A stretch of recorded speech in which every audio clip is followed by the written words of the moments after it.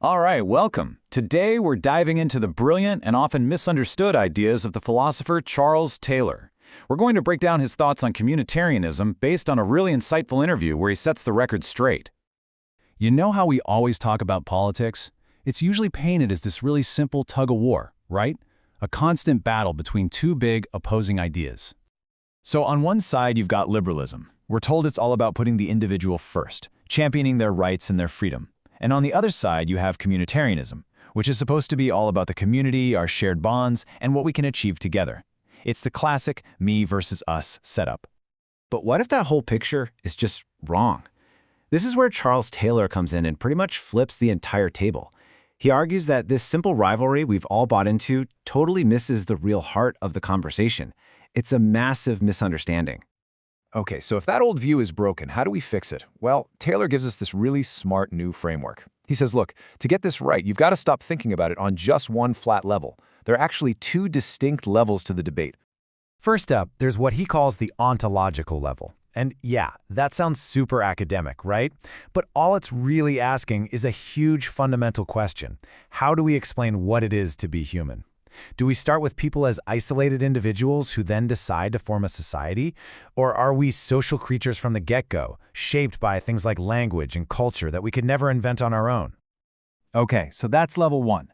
Level two is what he calls advocacy. And this is the stuff we're all more familiar with, right? This is the nuts and bolts of politics. It's about what we actually fight for. Should our society prioritize above all else individual rights? Or should we also be actively promoting shared goals for the whole community? And this is Taylor's crucial point. It's kind of his knockout punch. He says the biggest mistake everyone makes is thinking that your answer on that first, ontological level automatically locks in your position on the second, advocacy level. He says they are separate questions. So check out this table. It lays it all out so clearly.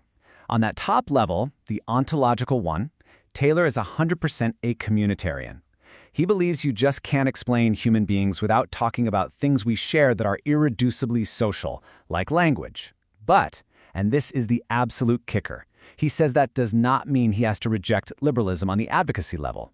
He can believe we are fundamentally social beings and still be a fierce defender of individual rights. Okay, so with that framework in our back pocket, let's see how Taylor uses it to take on a very specific kind of liberalism, one he thinks has gone way off track, without throwing the baby out with the bathwater. He really goes after what he calls narrow liberalism. This is the kind that dreams of a perfectly neutral state, a government that makes zero judgments about what counts as a good life. Taylor's take on this? It's a total fantasy. It's, in his own words, completely unconnected to the real world. And he's got this perfect thought experiment to show why. Just imagine a state decides, you know what, we're going to be totally neutral about the family.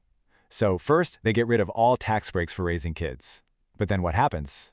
Well, some kids won't get the support they need, which forces the state to step in and build orphanages. And all of a sudden, their attempt to be neutral has turned into a powerful, non-neutral state policy that actually works against the family. Total neutrality, he shows, is impossible. So, if the whole neutral state thing is a dead end, what's the alternative? What's Taylor's actual vision for what politics should be? What are we aiming for? Well, he's a big fan of a tradition called civic humanism, and the core idea here is really powerful. Taking part in governing ourselves, being an active citizen, that isn't just a chore or a means to an end. It's an essential part of living a full, flourishing human life. It has value in and of itself. And this belief in participation, it leads him to a really sharp observation about our politics today. This trend of taking every big, thorny political issue and handing it over to the courts to solve. He points out this massive difference in how these institutions work. Legislatures, for all their faults, are built for compromise. You have to build a majority, you have to wheel and deal, you have to find some common ground. But courts, they tend to hand down these all-or-nothing decisions that create a clear winner and a clear loser. And Taylor warns that leaning so heavily on courts is just really dangerous for a democracy. It ramps up polarization because there's no middle ground, it sucks all the oxygen out of the room for actually building consensus, and it makes people cynical, right? It turns politics into a series of high-stakes legal battles instead of a process of collective self-government. So what's a concrete solution here? How do you handle deep disagreements in a huge, diverse country? Taylor has this really interesting idea called asymmetrical federalism. Basically, it's a system where different parts of a country, like Quebec and his native Canada, can have different powers to protect their unique culture. It's a way to have unity without forcing everyone to be exactly the same. And all of this brings us to the real punchline of Taylor's whole argument. And it's probably not what you'd expect from a guy with the communitarian label slapped on him.